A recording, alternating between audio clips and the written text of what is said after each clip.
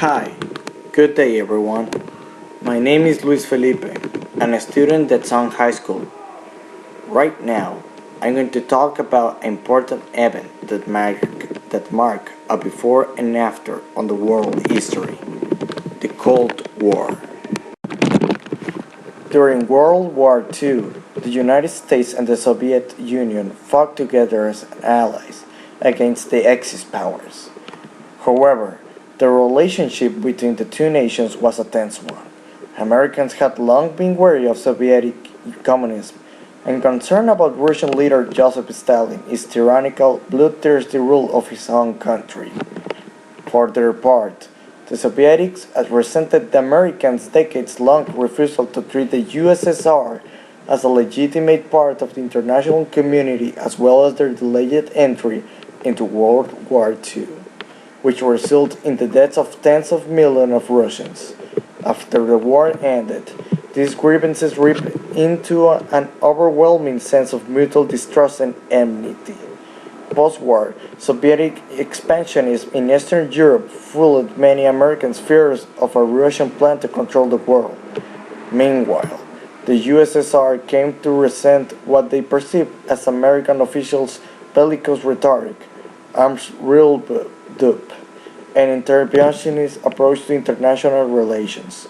In such an hostile atmosphere, no single party was entirely to blame for the Cold War. In fact, some historians believe that it was inevitable.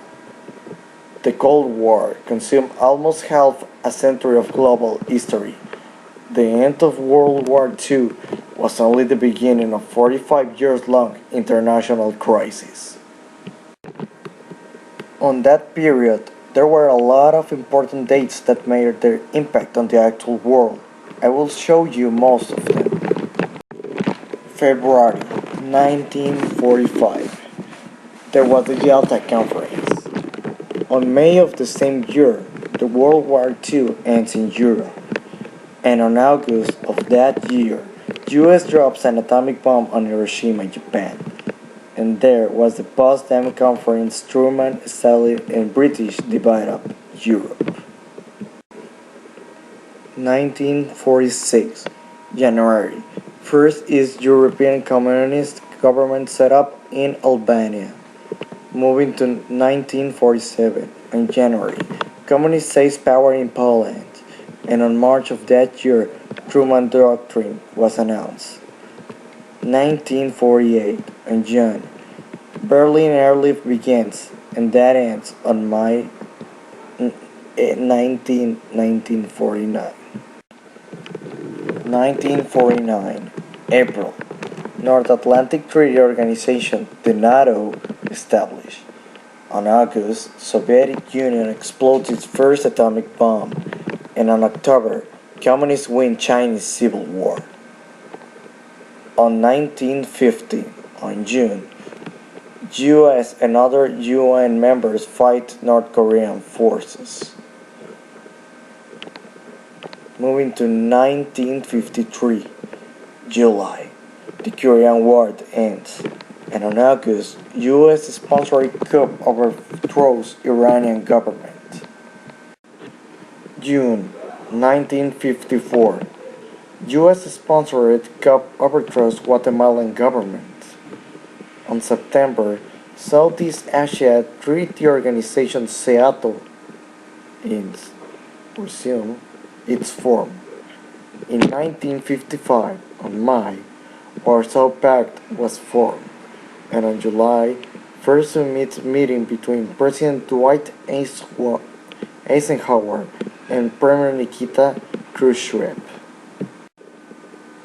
1956, on November, the Red Army crushes the Hungarian Revolution.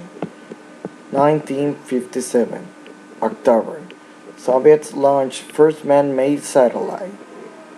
1959, February, Fidel Castro becomes Premier of Cuba, installs communist government. April 1961, Bay of Pigs invasion of Cuba. On August of that year, East Germany builds Berlin Wall.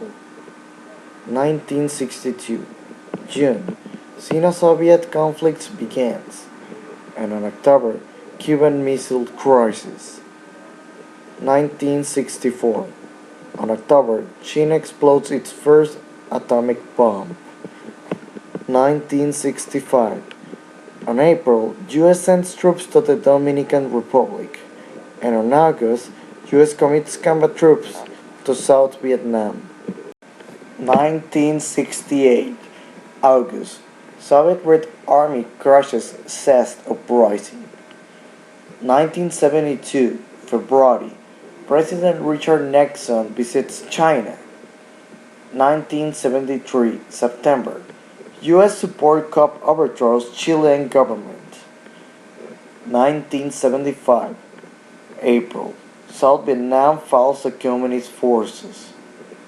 1976. February. Soviet and Cuban forces help install communist government in Angola. 1977. January. U.S. and China established diplomatic relations, and on December of that year, Soviet Red Army invades Afghanistan. 1980. August. Polish shipyard workers strike. Solidarity Union form. 1983. On December, U.S. invades Grenada. 1985. March. Mikhail Gorbachev becomes leader of the Soviet Union. The following year, he declares Glasnost and Perestroika. 1989. May. Led by university students, over 1 million Chinese in Tiananmen Square demand reforms by the Chinese Communist government. On September, Solidarity forms the first post-war non-communist government in Poland. October, Hungary declares a non-communist government. November, East Germany allows unrestricted migration to West Germany. And on December, the Berlin Wall is demolished. 1990. May. George Bush and Mikhail Gorbachev agreed to the reunification of Germany in 1994. And lastly, on 1991, on August, hardline communists staged unsuccessful coup against Mikhail Gorbachev. And finally, on December, the Soviet Union is abolished. Boris Yeltsin becomes president of Russia.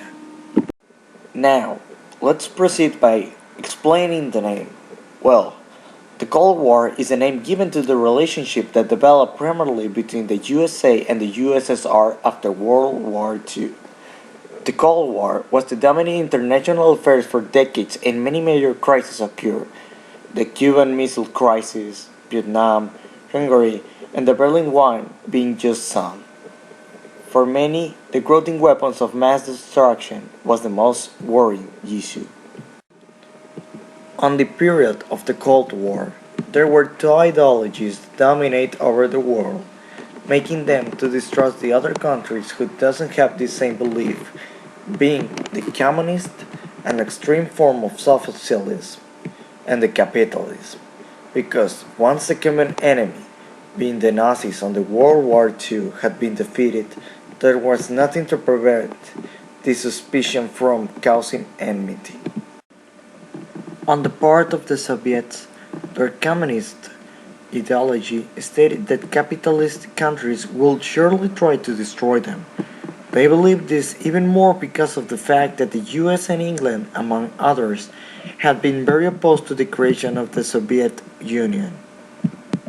Well, like I said, communism is extreme form of socialism. Well, the central to the meaning of socialism is common ownership. This means the resources of the world being owned in common by the entire global population. But the communism was found by Karl Marx and Friedrich Engels in the second half of the 19th century.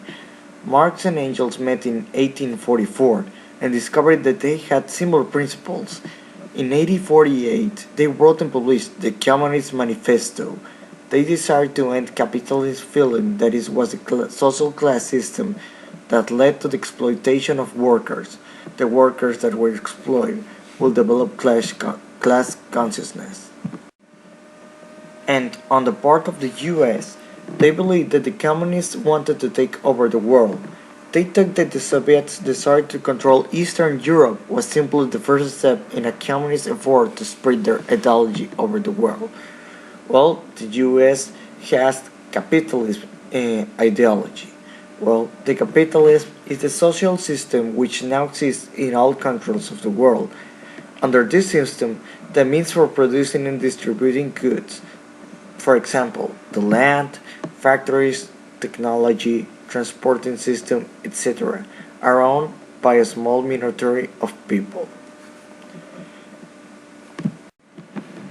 The founder of socialism is Adam Smith, a philosopher and political economist that was born in Kirkcaldy, Scotland in 1723. Best known for his classic treatise, An Inquiry into the Nature and Causes of the Wealth of Nations. He is credited with establishing the discipline of political economics. Modern capitalism traces its roots to Adam Smith and his Wealth of Nations, which has served, perhaps more than any other economic work, as a guide to the formulation of nations' economic policies. Well, I'm going to make an interview to one that is very informed about the Cold War. So please, can you tell me your name? Good afternoon. My name is Felipe de Jesus Sanchez Chavez, and I'm going to talk to you. Well, I'm going to answer some questions about the Cold War. Okay, thank you. He is 19 and is my cousin. So I'm going to begin. So, Felipe, what countries were the world leaders during this period? Uh, if I'm not mistaken, it was the United States of America and the Soviet Union, USSR. Okay, so why did countries who were allies during the wars become enemies afterwards? Well, basically, this is because of the ideological mistrust between the two countries after the war. On the part of the Soviets, their communist ideology stated that the capitalist countries would surely try to destroy them after the war because of the power they gained. And by the part of the US, they believed that the communists wanted to take over the world because of they thought the same thing about the power that they gained on the Second World War. Okay, so next, could you tell me where did the Cold War take place? Well, because the Cold War did not involve actual combat, but rather a situation of extreme tension between the Western Bloc and Eastern Bloc, there was actually no specific location. Oh, so what type of weapons did the two world powers have at their disposal? Well, by what I understand is that they had many types of weapons, but basically they had the most advanced technology in their military use, like tanks or very advanced type of guns or stuff like that, submarines, airplanes, etc. And well, they actually had all types of weapons, but in a very advanced form. Okay, so here is the last question. What's your opinion about this period, about the Cold War? What do you think about it? Well, I actually think that the Cold War is something unnecessary. I think it was actually the U.S. and the Soviet Union. I think they were actually trying to demonstrate who had more power after the war, because I think it's something that it's really weird that they thought that they were gonna betray each other after the war. That was something that I don't find that I think it has no sense. Okay, thank you for your time, Felipe. You're welcome. Thanks. So, to end, the Cold War was in fact an important step, but at the same time, a useless one on world history. It was only a battle between two countries to demonstrate who was the most powerful around the planet. The only victor was the United States, but 45 years to that, I think it's useless.